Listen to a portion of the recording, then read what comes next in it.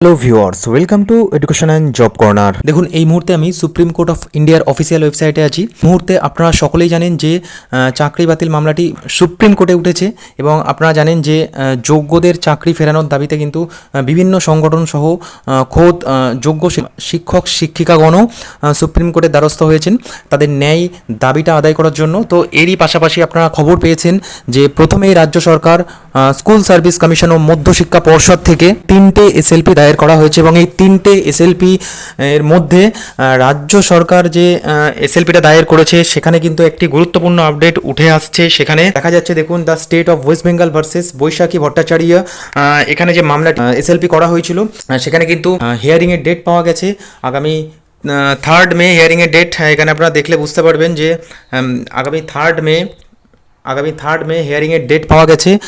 তো এখানেই একটা বিষয় উঠে আসছে যে এখানে কিন্তু খুব তাড়াতাড়ি ডেট পাওয়াটা খুবই গুরুত্বপূর্ণ সবার জন্য। তো সুতরাং দেখার পালা পরবর্তীতে অন্যান্য এসএলপির অ্যাকসেপ্ট হয়ে কবে নাগাদ শুনানির ডেট আসতে পারে, কারণ যত দ্রুত শুনানির ডেট আসবে তত দ্রুত এই মামলার স্টে আসবে। আর সমস্ত যোগ্য প্রার্থীদের জন্য এই মামলায় স্টে আসাটা খুবই গুরুত্বপূর্ণ।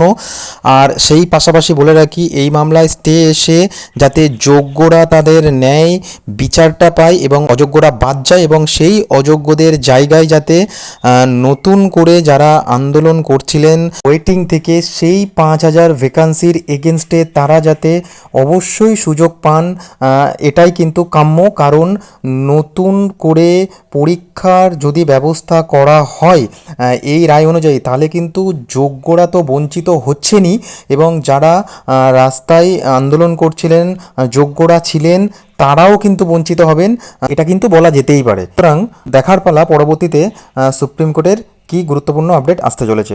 ধন্যবাদ।